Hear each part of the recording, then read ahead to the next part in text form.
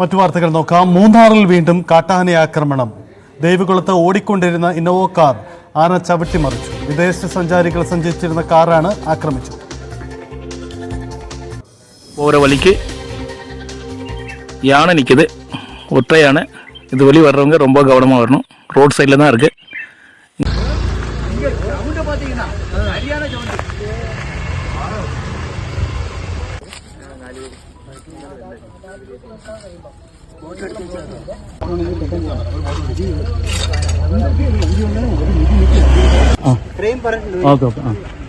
சரி சரி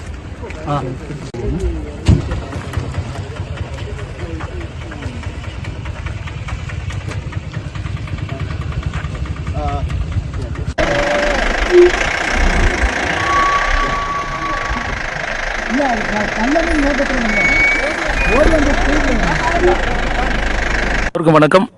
signal point வழி நெட்டிக்குடி சென்ட்ரல் டிவிஷன் போகிற வழிக்கு யானை நிற்குது, ஒற்றை யானை. இது வழி வர்றவங்க ரொம்ப கவனமாக வரணும். ரோட் சைடில் தான் இருக்குது.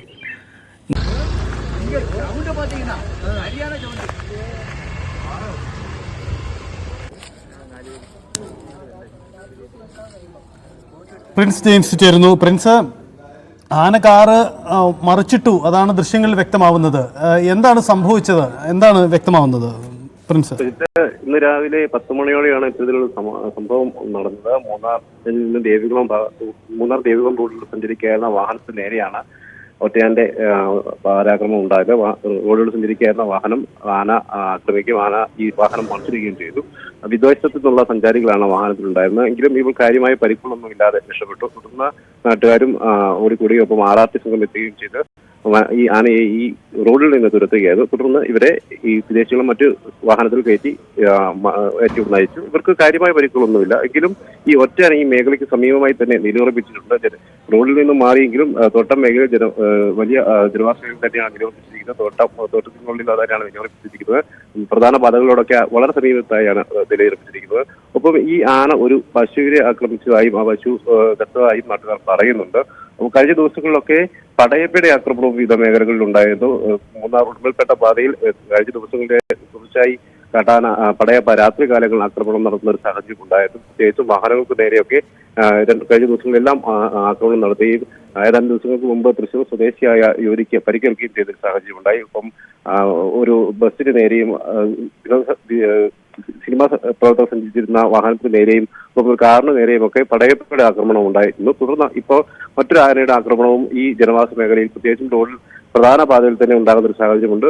കൂടുതൽ ആനകളൊക്കെ ഈ ഒറ്റയാന്മാരും കൂട്ടമായും ഒക്കെ ഈ ജനവാസ മേഖലയോട് ചേർന്ന് നിലയുറപ്പിച്ചിരിക്കുന്നത് വലിയ ആശങ്കയ്ക്ക് ഇടവരുത്തുന്നുണ്ട്.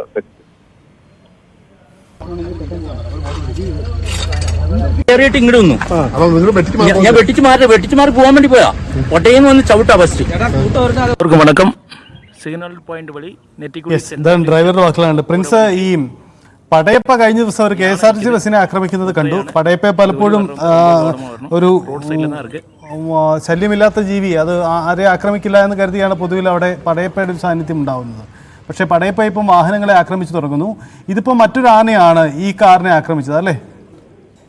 ഇത് മറ്റൊരു ആനയാണെന്നാണ് നമുക്ക് ഇപ്പോൾ ലഭിക്കുന്നത്, നാട്ടുകാരിൽ നമുക്ക് മനസ്സിലാക്കാൻ സാധിക്കുന്നത്. അപ്പൊ പടയപ്പ കഴിഞ്ഞ 2 വർഷമായി തുടർച്ചയായി വാഹനങ്ങൾക്ക് നേരെ ആക്രമണം ഉണ്ടാകുന്നുണ്ട്. മുൻകാലങ്ങളിലൊക്കെ പടയപ്പ ശാന്തനായതെങ്കിലും മൂന്നാർ ടൗണിലടക്കം ജനവാസ മേഖലയിലൊക്കെ സ്ഥിരമായി എത്തുന്നുണ്ടെങ്കിലും വലിയ തോതിലുള്ള ആക്രമണങ്ങൾ നടത്തിയിരുന്നില്ല. അല്പം കാർഷിക മേഖലയിലൊക്കെ കൃഷിക്കൊക്കെ നഷ്ടങ്ങൾ വരുന്നില്ലാതെ വാഹനങ്ങൾക്ക് നേരെയോ ആളുകൾക്ക് നേരെയോ ആക്രമണം നടത്തിയിരുന്നില്ല. എന്നാൽ കഴിഞ്ഞ 2 വർഷമായി ആക്രമണം നടത്തുന്നുണ്ട്. പ്രത്യേകിച്ചും മതപ്പാട് കാലഘട്ടത്തിൽ കഴിഞ്ഞ വർഷത്തെ മതപ്പാട് കാലത്തിൽ വലിയ തോതിലുള്ള ആക്രമണം നടത്തിയിരുന്നു. ഇപ്പോഴും ഈ വർഷവും മതപ്പാടിലാണ് ആനയെന്നാണ് വനം വകുപ്പ് വ്യക്തമാക്കുന്നത്. ഈ തുടർച്ചയായ ദിവസങ്ങളിൽ ആന ആക്രമണം നടത്തുന്നുണ്ട്. പ്രത്യേകിച്ചും മൂന്നാർ ഉടുമ്പൽപേട്ട പാതയോട് ചേർന്ന് പാതയിൽ സഞ്ചരിക്കുന്ന അന്തർ സംസ്ഥാന പാതയിൽ സഞ്ചരിക്കുന്ന വാഹനങ്ങൾക്ക് നേരെ ആക്രമണം ഉണ്ടാകുന്നുണ്ട്. നിരവധി വാഹനങ്ങൾ രാത്രികാലങ്ങളിൽ സഞ്ചരിക്കുന്ന ഒരു പാതയാണിത്. സ്ഥിരമായ ആന ഉള്ളത് വലിയ തോതിലുള്ള ആശങ്കയ്ക്കും ഇടവരുന്നു. രാത്രികാലങ്ങളിലൊക്കെ യാത്ര വളരെ ദുഷ്കരമായ ഒരു സാഹചര്യമുണ്ട്. അപ്പം ആനയെ നിരീക്ഷിക്കുന്നതിന്, പടയപ്പയെ നിരീക്ഷിക്കുന്നതിന് അഞ്ചംഗ സംഘത്തെ നിയോഗിച്ചിട്ടുണ്ടെന്ന് വനംവകുപ്പ് വ്യക്തമാക്കുന്നുണ്ടെങ്കിൽ പോലും ഈ ആനയുടെ തുടർച്ചയായ ആക്രമണം ഉണ്ടാകുന്ന ആളുകൾക്ക് ആശങ്ക വരുന്നത്. കാരണം കൃത്യമായ വിവരങ്ങൾ ജനങ്ങളിലേക്ക് കൈമാറാൻ വനംവകുപ്പിന് സാധിക്കുന്നില്ല എന്നൊരു ആക്ഷേപം ഉയരുന്നുണ്ട്. പ്രത്യേകിച്ചും രാത്രി കാലങ്ങളിൽ ആന എവിടെയെന്ന് വ്യക്തമാക്കുന്നതിനോ അല്ലെങ്കിൽ അവയെ ഉൾക്കാട്ടിലേക്ക് തീർത്തുന്നതിനോ വനംവകുപ്പിന് സാധിക്കുന്നില്ല എന്ന് നാട്ടുകാർ ആശങ്കപ്പെടുന്നു. തുടർച്ചയായ ആക്രമണങ്ങൾ ഇതിനാണ് ഇടയാക്കുന്നത് വനംവകുപ്പിന്റെ പരാജയമാണെന്നും നാട്ടുകാർ ചൂണ്ടിക്കാണിക്കുന്നു. കാരണം തുടർച്ചയായ ദിവസങ്ങളിലാണ്, കഴിഞ്ഞ ദിവസങ്ങളിലൊക്കെ മൂന്നാർ ഉടുമ്പൽപ്പെട്ട പാതയിൽ മറയൂരിനോട് ചേർന്നുള്ള പ്രദേശങ്ങളിൽ വാഹനങ്ങൾക്ക് നേരെ ആക്രമണം ഉണ്ടായത്. ഒരാൾക്ക് പരിക്കേൽക്കുന്ന ഒരു സാഹചര്യം കൂടി കഴിഞ്ഞ ദിവസം ഉണ്ടായി. ഒപ്പമാണ് ഇന്ന് പകൽ സമയത്ത് പോലും കാട്ടാനയുടെ ആക്രമണം, മറ്റൊരു ആനയുടെ ആണെങ്കിൽ പോലും കാട്ടാനയുടെ ആക്രമണം മൂന്നാറിൽ ഉണ്ടാകുന്നു. അപ്പം മൂന്നാറിലെ മറ്റു മേഖലകളിലൊക്കെ കാട്ടാന കൂട്ടങ്ങളൊക്കെ ഇറക്കുന്ന ഒരു സാഹചര്യവും ഉണ്ട്. ജനവാസ മേഖലയോട് ചേർന്ന് കിടക്കുന്ന തോട്ടം പ്രദേശങ്ങളിലൊക്കെ ഒറ്റയാന്മാരും ഒപ്പം ചെറിയ കാട്ടാന കൂട്ടങ്ങളും രണ്ടോ മൂന്നോ ആനകളുള്ള കാട്ടാന കൂട്ടങ്ങളും ഇറങ്ങുന്നതായിട്ടൊക്കെ നാട്ടുകാർ പറയുന്നുണ്ട്. ഇത് വലിയ ആശങ്ക സൃഷ്ടിക്കുന്നുണ്ട്. കാരണം വേനൽ വർദ്ധിക്കുന്നതിന് തന്നെ, വലിയ വേനലിലേക്ക് എത്തുന്നതിന് മുൻപ് തന്നെ കാട്ടാനകൾ ഇത്തരത്തിൽ കൂട്ടമായി തന്നെ അല്ലെങ്കിൽ ഒറ്റയാന്മാരും ഒക്കെ ഈ ജനവാസ മേഖലയിലേക്ക് കൂടുതൽ അടുക്കുന്നത് വലിയ ആശങ്കയ്ക്കാണ് ഇടവരുത്തുന്നത്.